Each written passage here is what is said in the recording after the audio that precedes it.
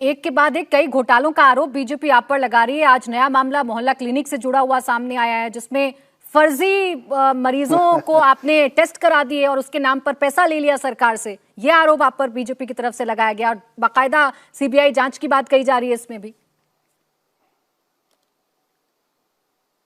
देखिए, कौन अफसर हैं वो?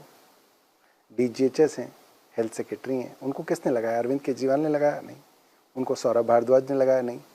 ये एलजी द्वारा चुने गए अफसर हैं, केंद्र सरकार द्वारा चुने गए अफसर हैं। हमने तो कई बार शिकायत की है इन अफसरों की कि भाई ये अफसर ठीक नहीं है, इनको हटा दीजिए। लिखित में शिकायत की है मैंने, सुप्रीम कोर्ट तक में हमने कहा है कि इन अफसरों को हटा दिया जाए।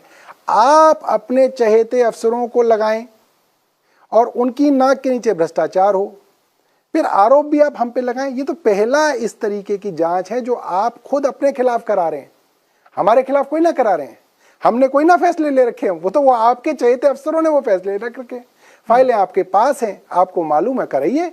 और ये कौन सा भ्रष्टाचार है जिसके अंदर आप कहते हैं कि पूरी दिल्ली के अंदर नकली दवाइयां चली गई, मगर आपने एक अफसर को जो है सस्पेंड नहीं किया। आज आप कह रहे हैं कि करोड़ों का घोटाला हो गया, आपने एक अफसर को सस्पेंड नहीं किया। क्यों नहीं कर रहे आप अफसर को सस्पेंड? करिए, डालिए उनको जेल में। क्यों डर रहे हैं आप? क्योंकि वो आपके लगाए हुए, आपके चहेते अफसर हैं। आप खूब जांच कराइए, हमें क्या इस बात का डर है? करते रहिए जांच। सौरभ भारद्वाज जी, जितने भी मंत्री आपके इस वक्त जेल में हैं, संजय सिंह से लेकर मनीष सिसोदिया, सत्येंद्र जैन से लेकर, ये तमाम लोग अभी जेल के अंदर हैं, कोर्ट से राहत नहीं मिल पा रही है। सवाल ये पूछे जा रहे हैं कि जब इतनी आप लोग ईमानदार हैं और कोई सबूत ईडी सीबीआई को नहीं मिल पा रहे आप लोगों के खिलाफ, तो आप कोर्ट में क्यों नहीं प्रूफ कर पा रहे? राहत क्यों नहीं मिलती आप लोगों को? क्योंकि ये जो कानून है पीएमएलए का, prevention of money laundering act, ये राजनेताओं के लिए नहीं बनाया गया था। ये बनाया गया था organised criminal activities, organised drug cartels, organised terrorist activities, इस तरीके के लोगों के लिए ये पीएमएलए का कानून बनाया गया था कि अगर कोई आदमी पूरे शहर को बम से उड़ाना चाहता है, उसके खिलाफ ये आरोप लगे, तो आप उसको पहले जेल में बंद कीजिए और तब तक जेल में रखिए जब तक वो निर्दोष साबित ना हो जाए। ये उल्टा था कानून। ये इसलिए नहीं था कि आप एक मंत्री को किसी आरोप के अंदर जेल में बंद कर दीजिए और तब तक जेल में रखिए जब तक वो निर्दोष साबित ना हो जाए। कानून ये होता है कि आप जेल में तब तक नहीं रख सकते जब तक दोषी ना हो जाए, आपको बेल देनी पड़ेगी। मगर इस कानून के अंदर वो प्रोविजंस नहीं है बेल के, इस कारण इसके अंदर जो है बेल नहीं होती है।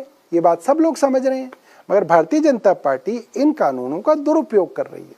फिलहाल तो भारतीय जनता पार्टी के पास सत्ता है, वो जैसा कानून बनाना चाहे बना सकते हैं, जितना मजबूत करना चाहें उस कानून को मजबूत कर सकते हैं। तो इसलिए उनकी चल रही है, इसलिए हमारे लोगों को बेल नहीं मिल रही है। मगर अदालत भी कह रही है, अपने खुद अदालत अपने उस कोर्ट के निर्णय के अंदर लिखती है, जो सुप्रीम कोर्ट के जज साहब ने लिखा है कि ये मामला जो है इसके अंदर कोई सबूत सामने नहीं रख पाई है सीबीआई। कोर्ट में कहा जज साहब ने कि ये मामला आपका ट्रायल में 2 मिनट नहीं टिकेगा। पर क्या कर सकते हैं, कानून ऐसा बना हुआ है। एक पैटर्न नजर आ रहा है इंडिया अलायंस में शामिल तमाम नेताओं का। आप लोग कहते हैं कि विपक्ष को टारगेट किया जा रहा है। झारखंड में हेमंत सोरेन है, बिहार में तेजस्वी यादव हैं, छत्तीसगढ़ में पूर्व मुख्यमंत्री भूपेश बघेल हैं। सब पर भ्रष्टाचार के आरोप हैं और सबसे ईडी सीबीआई पूछताछ करेगी।